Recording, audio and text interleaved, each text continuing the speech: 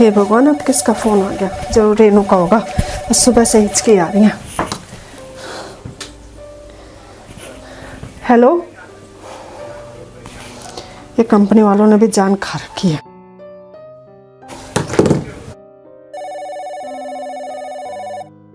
ये मैं बता ही दूँ। ले, रेनू का ही आ गया फ़ोन। हाँ बेटा।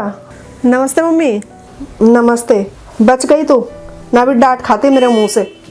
क्यों भाई? अरे ये कंपनी वालों ने जान खा रखी है, पता नहीं दिन में कितने फ़ोन आते हैं उनके। मम्मी आपने तो मुझे डरा ही दिया था।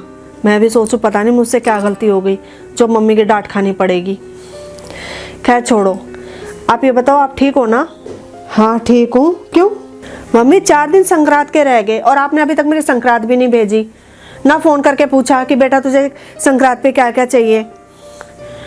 वैसे भी इस बार तो मैं भाभी से भी अच्छी सी साड़ी लूँगी, कह देना उनसे। पिछली बार की तरह नहीं है प्रिंटेड सी साड़ी पकड़ा दी, इस बार तो हैवी सी साड़ी लूँगी उनसे।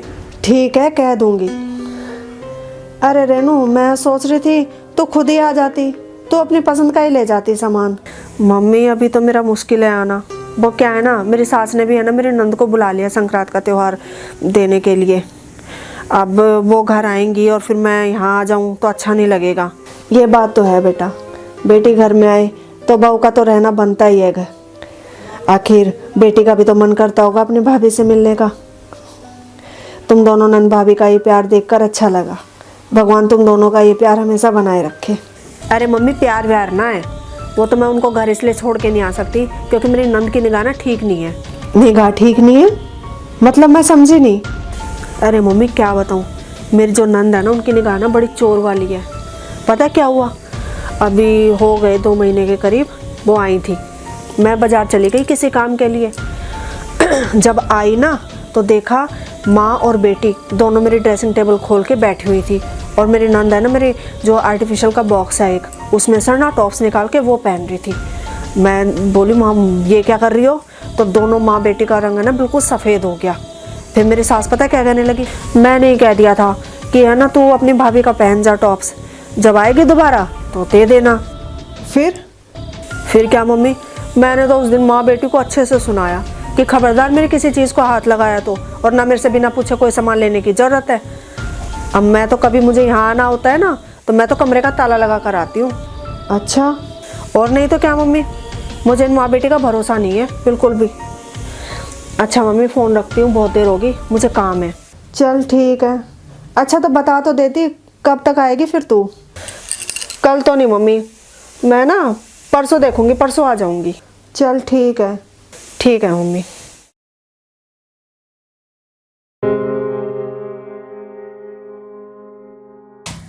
मम्मी आप यहाँ क्या कर रही हो? आ गई बेटा। मैं तो तेरे लिए खाने की तैयारी कर रही थी, सोचा आज तेरी पसंद का ही खाना बना लूं। भाभी कहाँ है?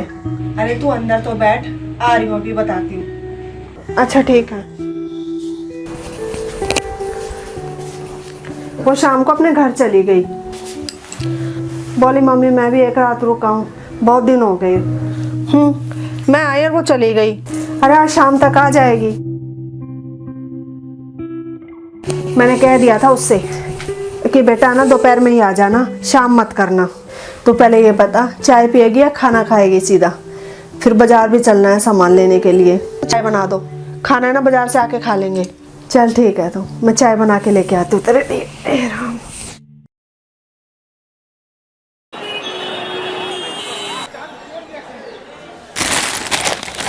अरे मम्मी कहाँ रह गई, आ जाओ ना। आ रही हूँ बस पानी लेके।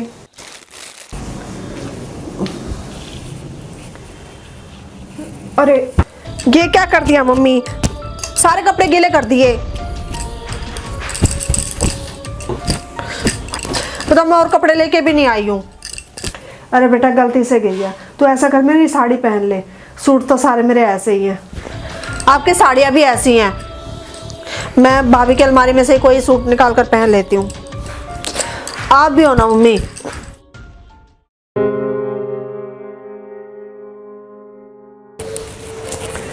नमस्ते दीदी। नमस्ते मम्मी जी। दीदी आप कब आए? भाभी मुझे तो बहुत देर हो गई आए हुए, हम तो बाजार भी हो आए। अच्छा दीदी आपने तो बिल्कुल मेरे जैसा सूट पहन रखा है। पता है सेम ऐसा सूट मेरे पास भी है। भाभी ये सूट आप ही का है। मतलब? अरे क्या हुआ कि मम्मी से ना गलती से मेरे कपड़ों पे पानी गिर गया। अब मैं तो कपड़े और लेकर आई नहीं थी, तो मैंने आपकी अलमारी खोलकर ये सूट पहन लिया। मुझसे बिना पूछे मेरी गैर हाजिरी में आपने मेरी अलमारी भी खोल दी और सूट भी निकाल लिया। तो भाभी क्या हो गया? मैंने इसमें से कुछ चुरा थोड़ी लिया। चुरा भी लिया होगा तो क्या पता। भाभी, बहू ये क्या कह रही है तू? मैं रेनू के साथ ही थी, उसने ना तेरी अलमारी में से केवल एक सूट निकाला था, फिर अलमारी बंद कर दी थी। आप तो रहने ही दो मम्मी, आप तो सफाई दोगी, आखिर आपकी बेटी जो ठहरी। बस करो भाभी, बहुत हो गया। मैं इस घर की बेटी हूँ, कोई चोर नहीं। और मैं अपने घर में चोरी क्यों करूंगी भला? और कोई भी बेटी अपने घर में चोरी क्यों करेगी? क्यों? जब आपकी नंद कर सकती है चोरी, तो मैं आप पर कैसे विश्वास करूं? आपकी नंद ने तो आपकी ड्रेसिंग टेबल में से टॉप्स की एक डाट निकाली थी, तो आपने उनको चोर ठहरा दिया। आपने तो मेरी पूरी अलमारी खोल दी। अगर कुछ चुरा भी लिया होगा तो मैं कैसे विश्वास करूं आप पर? भाभी आज आपने मुझे मेरी गलती का एहसास करा दिया। मैंने अपनी नंद पर चोरी का इल्जाम लगा के बहुत बड़ी गलती कर दी। वो बेचारी कितना रोई थी उस दिन। मैंने ठीक नहीं किया, मुझसे बहुत बड़ी गलती होगी भाभी। माफी मुझसे नहीं रेनू दीदी, अपनी सास और नंद से मांगो और आप मुझे भी माफ कर दो। वो मम्मी जी ने ये सब ड्रामा करने के लिए मुझे बोला था। मम्मी आपने? हाँ मैंने।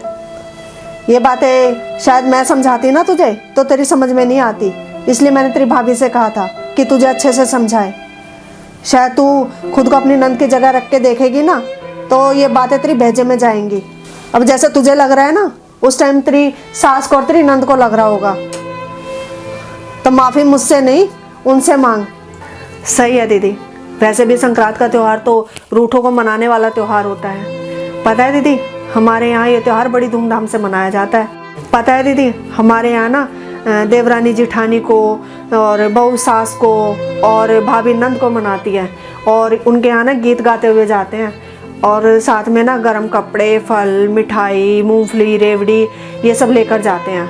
बहुत मज़ा आता है, बड़ा अच्छा लगता है। तो ठीक है भाभी, इस संक्रांत पर मैं भी अपनी सास और नंद से माफ़ी मांग के उन्हें मनाऊंगी और भविष्य में कभी ऐसी गलती नहीं करूंगी। हाय फ्रेंड्स, सबके अपने अपने रीति रिवाज होते हैं। त्योहारों को मनाने का तरीका भी सबका अलग अलग होता है।